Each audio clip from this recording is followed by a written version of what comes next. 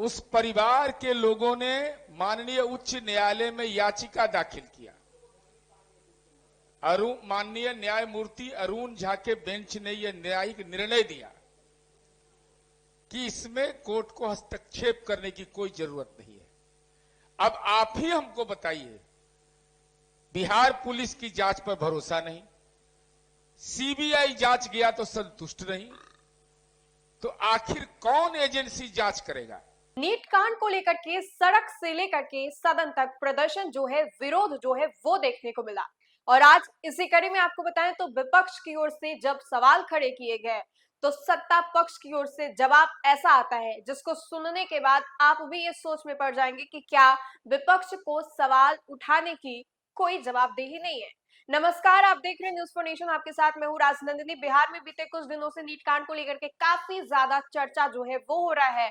सड़क पर अब तक इसका जो विरोध था वो देखने को मिल रहा था, लेकिन जैसे ही विधानसभा का सत्र शुरू होता है, सदन के अंदर भी इस पूरे मामले को विपक्ष जो है वो उठाती है। सदन के पोर्टिको के बाहर जो हंगामा है वो देखने को मिलता है। लेकिन इसी दौरान आपको बताएं तो विपक्ष की ओर से जो शशि यादव है वो सवाल खड़े करती है कि आखिर सरकार क्या कर रही है, अब तक इतनी जो कार्रवाई है वो क्यों नहीं हुई है, सरकार इन सभी चीजों को लेकर के एक्टिव क्यों नहीं नजर आ रही है। इन सभी चीजों को लेकर के आपको बताएं तो जदयू की ओर से नीरज कुमार जो है वो बातों को रखते हैं और कहते हैं कि इस तरीके से अगर आप लोग सवाल खड़े करेंगे तब तो ये सही नहीं है। आइए सबसे पहले हम आपको सुनवाते हैं क्या कुछ कह रहे हैं और क्या कुछ सवाल जो है विपक्ष की ओर से खड़े किए जा रहे हैं, जवाब क्या मिल रहे हैं सत्ता पक्ष की ओर से। उस परिवार के लोगों ने माननीय उच्च न्यायालय में याचिका दाखिल किया। माननीय न्यायमूर्ति अरुण झा के बेंच ने यह न्यायिक निर्णय दिया कि इसमें कोर्ट को हस्तक्षेप करने की कोई जरूरत नहीं है। अब आप ही हमको बताइए, बिहार पुलिस की जांच पर भरोसा नहीं, सीबीआई जांच गया तो संतुष्ट नहीं, तो आखिर कौन एजेंसी जांच करेगा? पॉलिटिकल कोई पार्टी जांच करेगी? कोई एजेंसी नहीं। यह अभी माननीय उच्च न्यायालय ने साफ कहा है सभापति महोदय कि आपको सीबीआई जांच में कोई परेशानी होगी, उस ऑर्डर शीट को पढ़ लीजिए।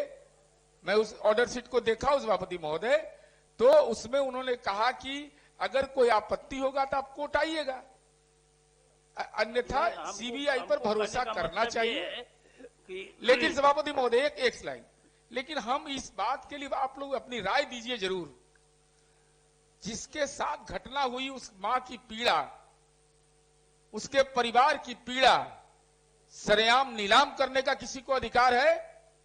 जब राज्य के देश के अंदर पोस्को एक्ट है, निर्भया कांड के बाद माननीय सर्वोच्च न्यायालय का निर्देश है, नेताओं पर जिस ढंग से अनर्गल टिप्पणी की जा रही है और जिस ढंग का अनाप शनाप प्रचार किया जा रहा है, क्या इस बात के लिए सभापति नहीं पोस्को एक्ट का अनुपालन होना चाहिए कि नहीं?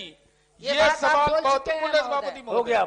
ये बात ये बोल चुके हैं। खाली हमारा यही ऑब्जेक्शन था कि डीजीपी का नाम इसमें नहीं घसीटा जाए, अगर आया है तो इसको निकाल दीजिए। जी ठीक है महोदय, क्योंकि उनकी मां ने इस बात को सरेआम कहा है और चल भी रहा है।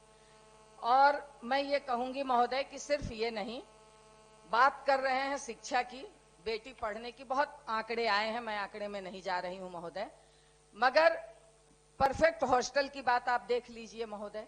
हमारी बेटियां तो पढ़ना चाह रही हैं और इन तमाम घटना से पूरे बिहार की बेटियों में एक भय व्याप्त हो गया है, पूरे बिहार के बेटी के गार्जियन में भय व्याप्त हो गया है कि हम अपनी बेटियों को कैसे बाहर निकालें, कैसे हम पटना उनको भेजें। तो आप बहुत स्कूल खोल लीजिए और बहुत आप कर लीजिए, मगर जब इस तरह का माहौल और वातावरण रहेगा तो हमारी बेटियां आगे नहीं बढ़ पाएंगी, लोग, हमारे बच्चे आगे नहीं बढ़ पाएंगे। और इसी संदर्भ में मैं ये कहना चाहूंगी कि आप कम से कम तमाम अनुमंडल में डिग्री कॉलेज, महिला डिग्री कॉलेज आप खोलें, जिससे कि हमारी बेटियां, हमारे बखूबी आपने सुना कि जदयू एमएलसी ने क्या कुछ कहा और किस तरीके से जो सवाल है वो खड़े किए गए। लेकिन बात सिर्फ इतनी ही नहीं है, बीते कुछ दिनों से इस मुद्दे को काफी ज्यादा तुल दिया जा रहा है। अब ये एक बिहार का हाई प्रोफाइल मामला जो है वो बन गया है, जिसको लेकर के आज सदन में आवाज जो है वो भी उठाई गई। और ये सवाल जब शशि यादव विपक्ष के द्वारा पूछा गया तो उसको लेकर के जदयू की ओर से जवाब दिया गया कि आप लोग थोड़ा इंतजार कीजिए, सरकार इस पूरे मामले को काफी अच्छे तरीके से देख रही है और जल्द ही इन सभी चीजों को लेकर के बड़ा उद्भेदन यानी कि खुलासा जो है वो होगा। बहरहाल इस पूरे खबर को लेकर के आपकी क्या राय है, कमेंट के माध्यम से जरूर बताएं।